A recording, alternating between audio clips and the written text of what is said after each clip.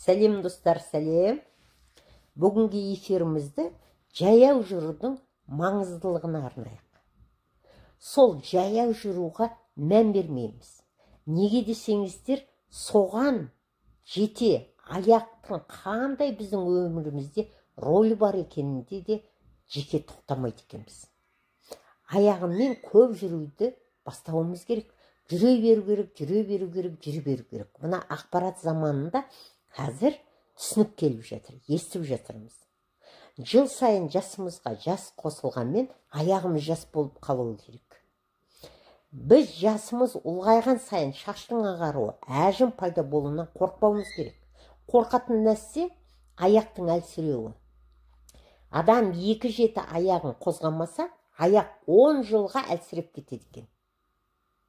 Даниядағы Копенгаген университетінде жүргізілген зерттеулерге сүйенсек, үлкен адамда, жас адамда егер 2 жеті аяғын қозғамайтын болса, аяқ 20-30 жылға қартайып әлсіреп кетеді екен.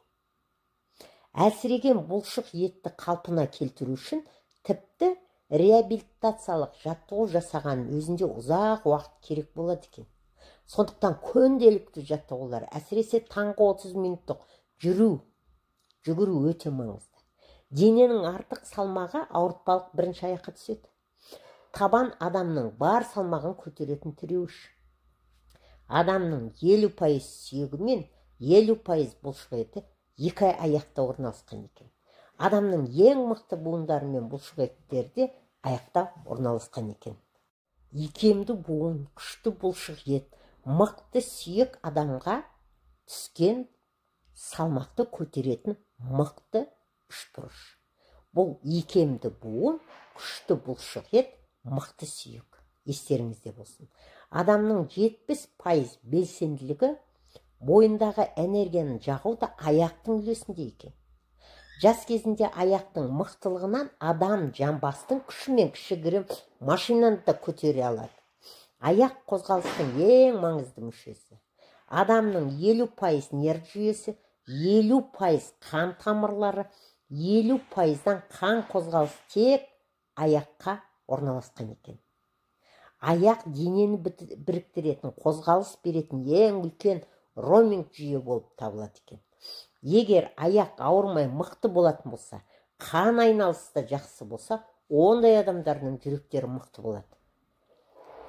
Кәрілік аяқтан басталады. Адам жасы ұлғайған сайын ми мен аяқтың арасындағы байланысты азая береді. Жас ұлғайған сайын сүйектегі кальций азалып, аяқ қол сынып кету қаупі көбейеді. Сүйектің сынуы жасы үлкен адамдарға өте қауіпті. Ауру бас ми қуыстарындағы қанның ұюы, тромбоз головного мозга дейді. Соған әкелуі мүмкін. Аяқты жаттықтыру, шынықтыру тіпті 60 жастан кейін ол міндетті түрде керек. Бұл кеш емес 60 жастан кейін. Әрине, аяқты жыл сайын қартаяды. Дегенмен жалықпай жаттығу жасай беру керек. Білесіз бе, үлкен адамдардың 15% жамбас сүйегінің сынуына байланысты көз жұмады екен. Аяқ мықты болғанда ғана кәрілікті кешіктіруге болады. Аяқ бұлшық еттері қартайғанша мықты болып қалу үшін күніне 30-40 минут адам белгілі шапшаңдықпен жүру керек, 30-100 рет отырып тұру керек, 30-100 рет еңкеюді әдетке айналдыру керек. Аяқтарыңыз күшті, бұл өмірде денсаулықтарыңыздың мықты екенін куәгері болады. Менің тұрда жүр деген марафонымызға қатысыңыздар. Бірге жүрейік, бірге дамиық. Менің ұстазым Жанат Қожамжаров айтқандай, адамның алдындағы мақсаты өз санасын дамыту. Қалған мәселенің бәрі екінші орында. Жүру арқылы қоршаған ортаңызды өзгертесіз, санаңызды өзгертесіз. Марафон не береді дегенге? Бұл белсенді өмір салты бүгінгі таңда. 21 ғасыр цифрлық психология Цуцай призмасы арқылы сананың өзгеруі, қалай өз ұстамдарымыз бен қорқыныштарымыздан арылу, ақыл ой бағдарламасын және жақын адамдарыңыздың қасиеттерінің осал жерін білу арқылы түсінік деңгейіне келу. Рух, жан, дене үйлесімділігі туралы ақиқатты білімді аласыздар марафонда. Бүгінгі күні материалдық бәсекестік жоқ, сананың дамуында бәсекестік. Квантовый секрет болу үшін коллективте бірге даму керек. Неліктен біреулер кедей, біреулер бай болатын басты себебін түсіне бастайсыз. Осы марафон аясында өзіңізді тереңінен түсініп, өзіңізбен танысып және қай бағытта қозғалу керек екенін толық білесіз. Қоршаған ортаң өзгереді. Қазақ бабам бекер айтпаған, сен маған досыңды көрсет, мен сенің кім болатыныңды айтамын деп. Мықты тұлға болу үшін де біреудің қолына өзіңді ұстату керек. Дене тәртібі арқылы сана тәртібі келеді. Өз субъективті шындығыңыздан кетіп, объективті шындыққа келесіз.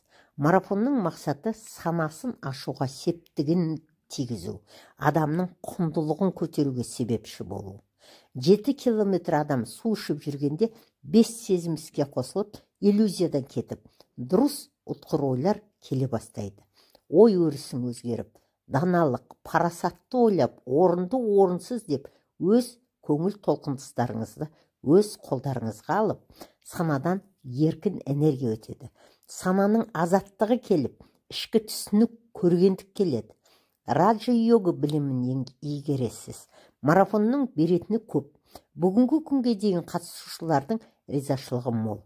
Марафон таңғы 6-дан 7:30-ға дейін болады.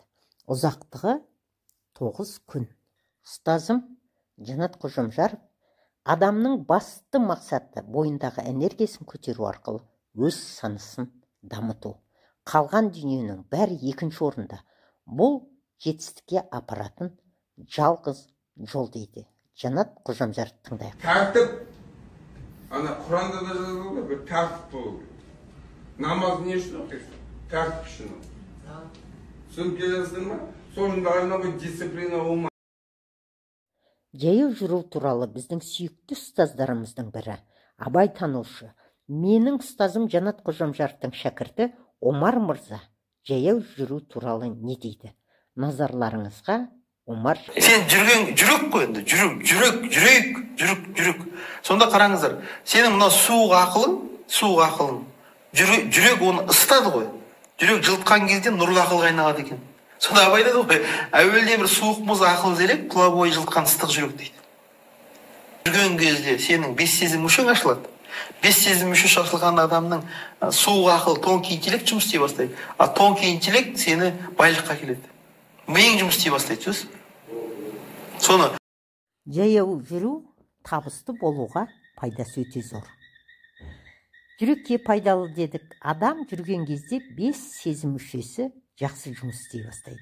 Көз жақсы көреді, құлақ жақсы ести бастайды, дәм сезуің күшейеді, иіс сезуге бастайсың.